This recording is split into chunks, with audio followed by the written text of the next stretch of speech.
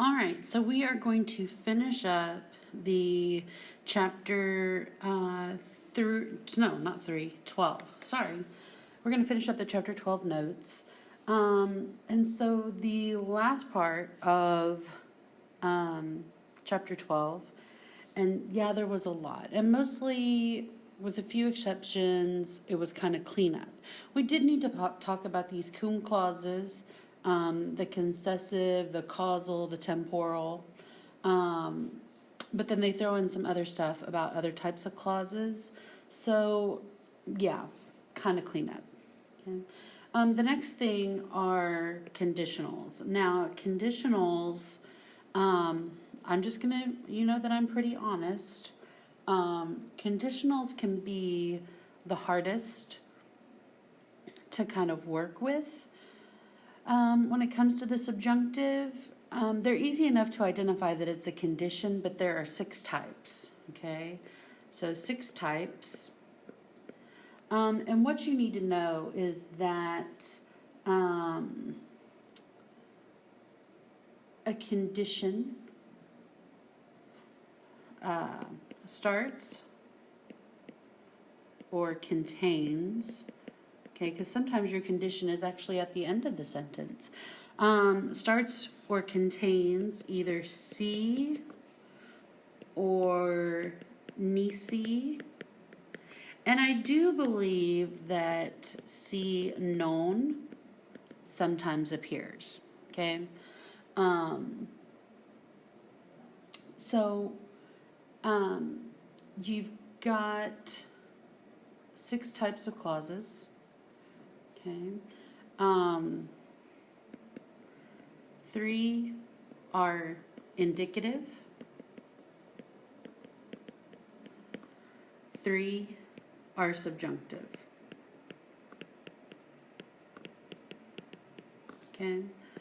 So, hold on. I'm just going to scroll and see what I've got coming up next. Okay. Your book does this in a little different order than I normally do, but it's okay. So,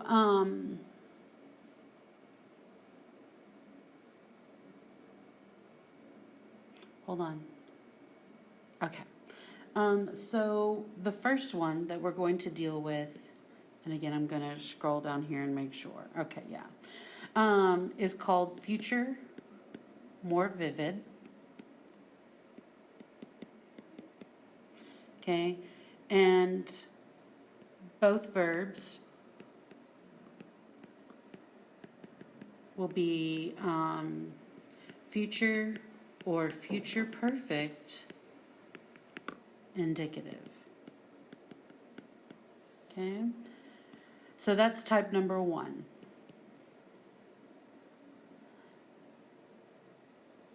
Okay.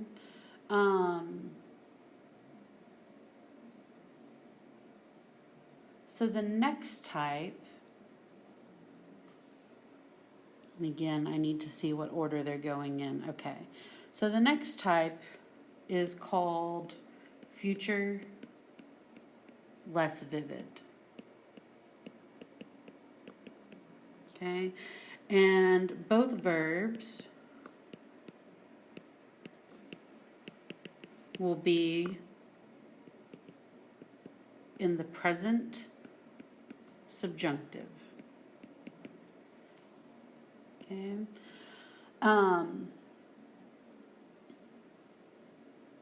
The next one, number 3,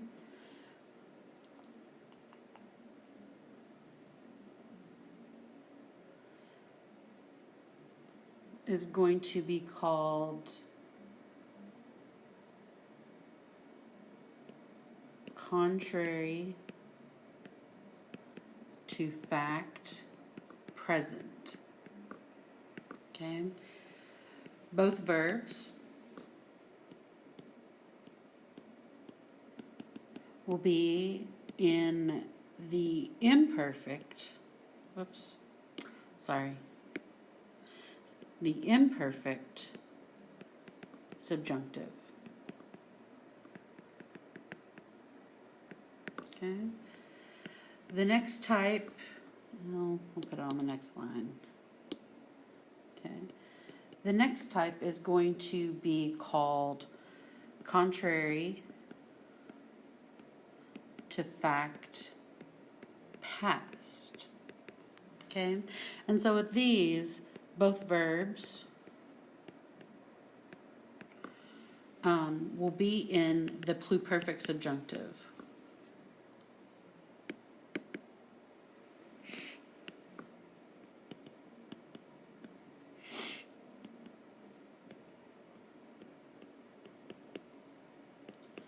Okay. For 5 and 6, we're going back to the indicative. For 5, we have one called simple present. Okay, and both verbs will be in the present indicative.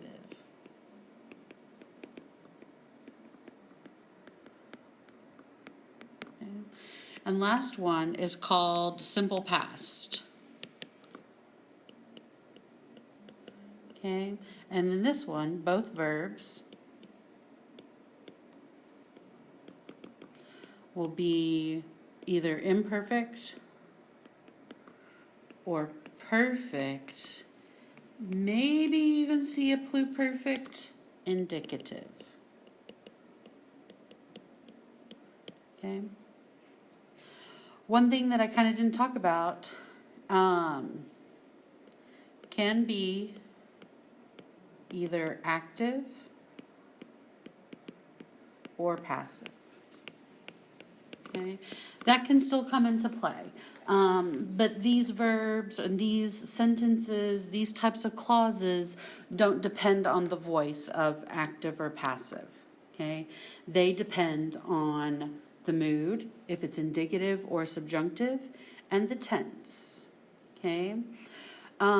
If you look through, you can see that literally every tense, well, any of our indicative tenses are used, but not all of our subjunctive tenses are used, okay? So I'm going to make one more little note right here. Perfect subjunctive is not used. Okay, so just a little warning there for you. Okay, so now what we're going to do is we're going to look at these in sentences. Okay, and just some basic little sentences.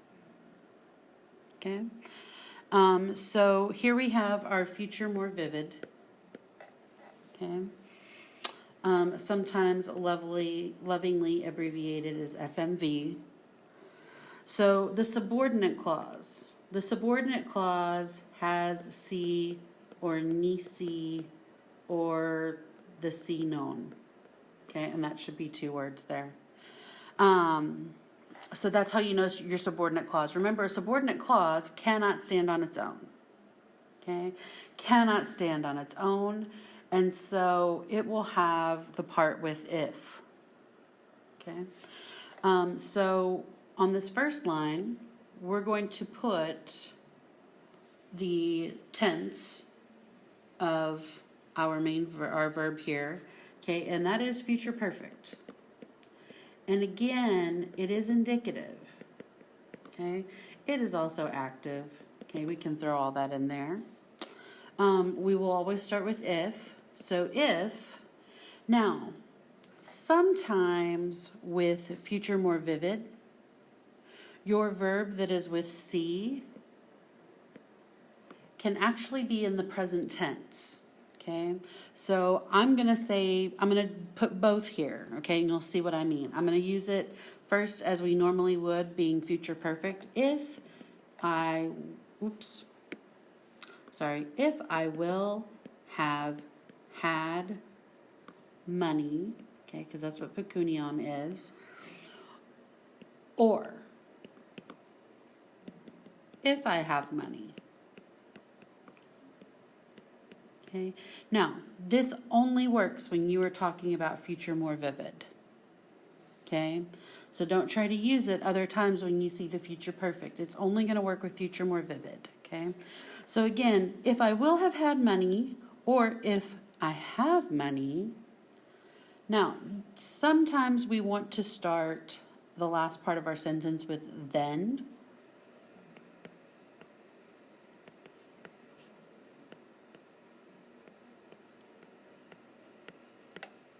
Okay, and then I'm going to look at parabo. And so parabo is active, future, indicative. Okay, now we are going to leave this verb as it's intended to be. Okay, we are going to say will. So again, if I will have had money, or if I have money, again, we could say then I will prepare a very beautiful, or maybe nice, gift for you. Okay? So that is future more vivid. Future less vivid, sometimes referred to as FLV, is the one where I'm going to put the helpers here in this box, because you're not necessarily, well, I guess I should put helpers up here. You might have will or will have.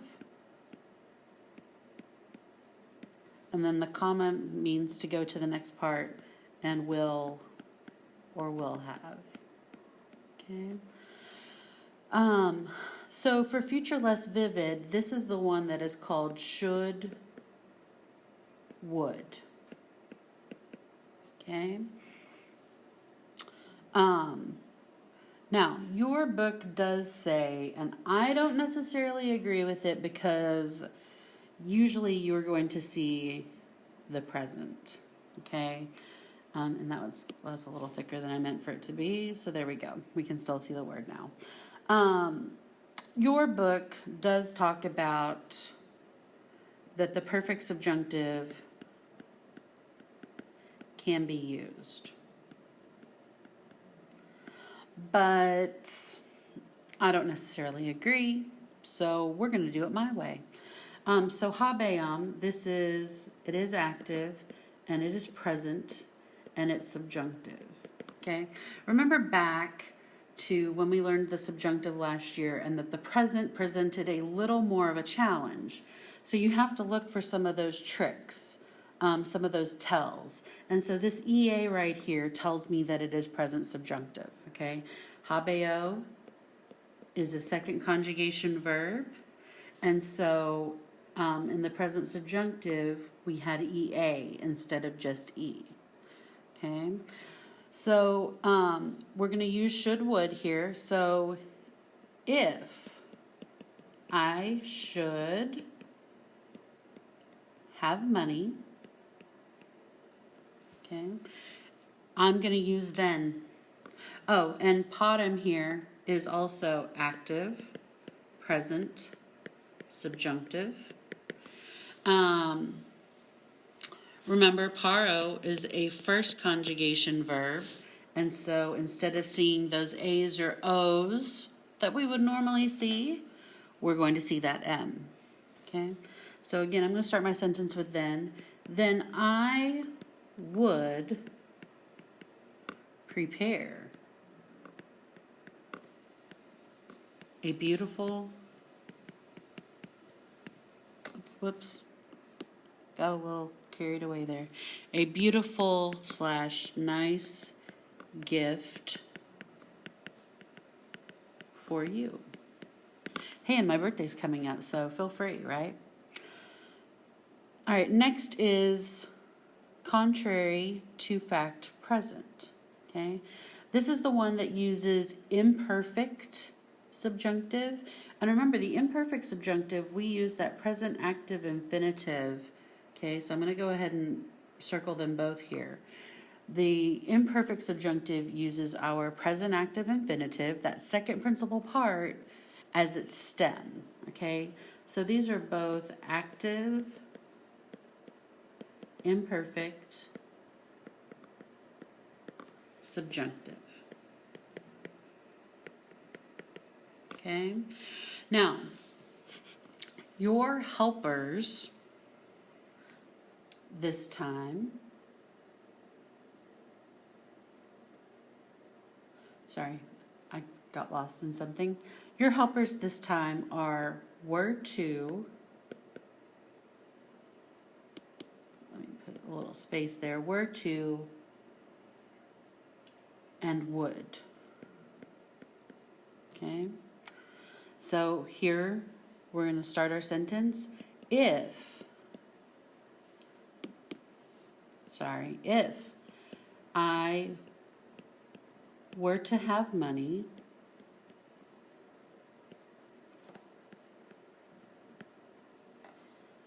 not yet. Okay, so if I were to have money, and then over here we're going to use our would, then I would prepare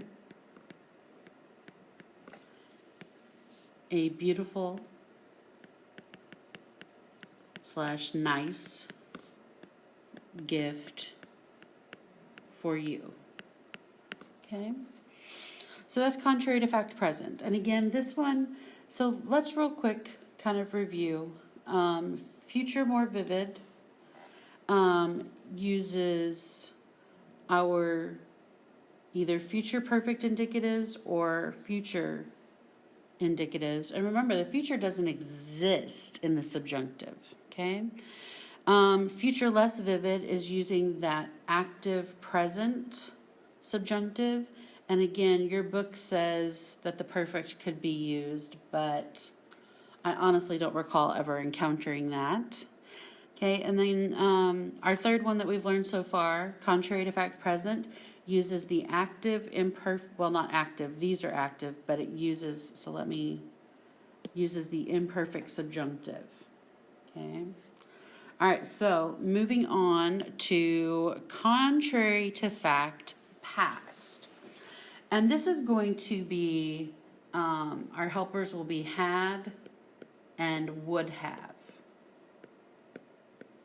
Okay? And both of these, now we know that these are pluperfect subjunctive because we have the SSE here on both of these. Okay?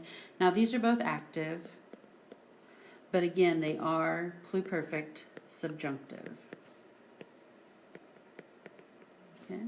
So again, see, if I had, now, remember the past tense of have is had. So we are going to say if I had had. Okay?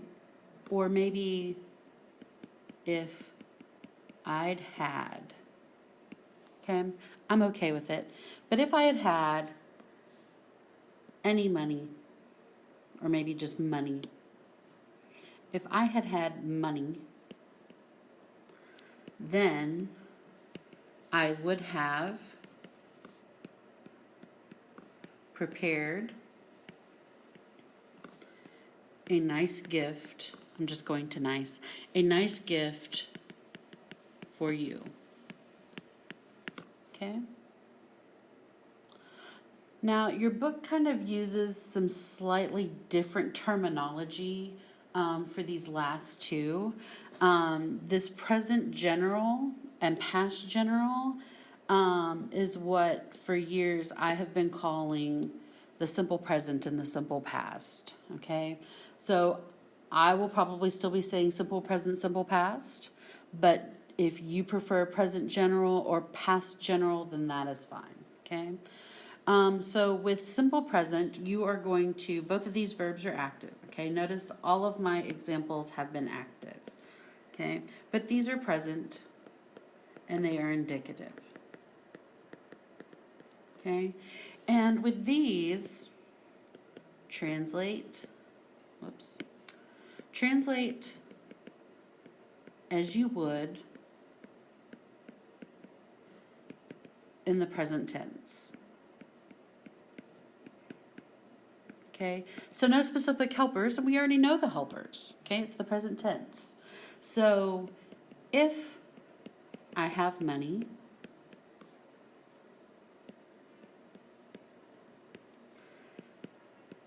then I prepare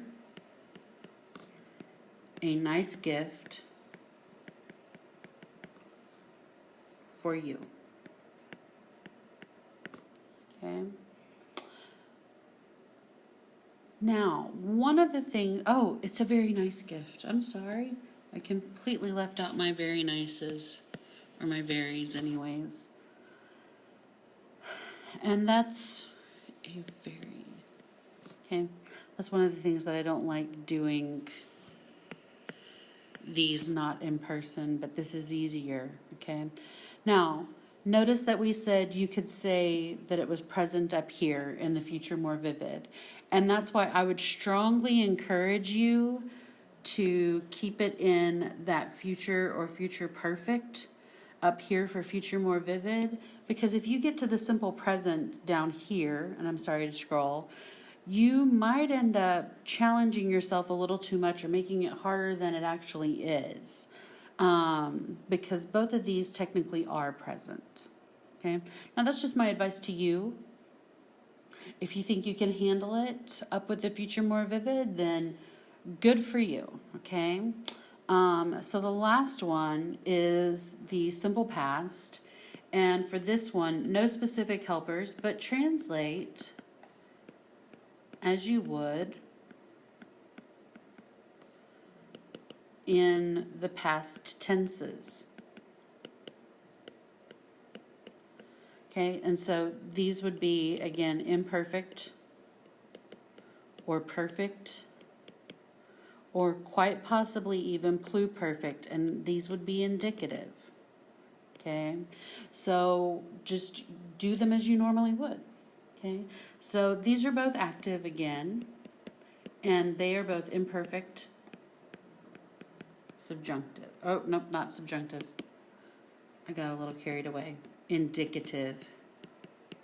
Okay, so if I was having money, now I'm gonna talk about something here in just a second, but if I was having money. Okay. Now, this is the point where sometimes maybe translating the imperfect in the simple past, like it was perfect, might be a little easier for us. Okay. So, especially at least this first one. Back here in the main part of our sentence, we can probably leave it as imperfect. So, if you want to say, if I had money, okay, then, let me move that up. Then I was preparing a very nice gift. I remembered this time. A very nice gift for you. Now, just as I don't necessarily have a problem with using it in the past tense in the clause part of a condition, I don't necessarily have a hard time with you using maybe I prepared. So we could also said, then I prepared. ... Okay. For the simple past, it's probably just easier, unless we were talking about passive, and passive would be probably slightly different. Probably okay with you just translating them like they are perfect. Okay. All right. I think that's it. So we're going to have some practices over these next week.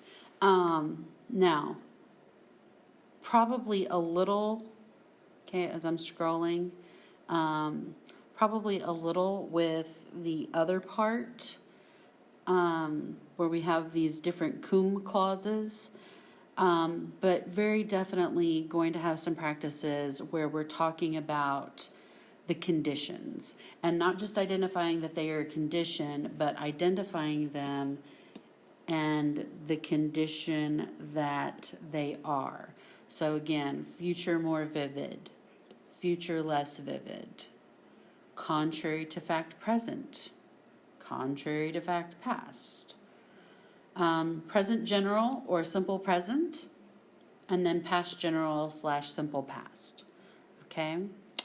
I hope you're having a great day. I know that these were long, but we had to learn these. Okay? I will see you later. Have a good day. Bye.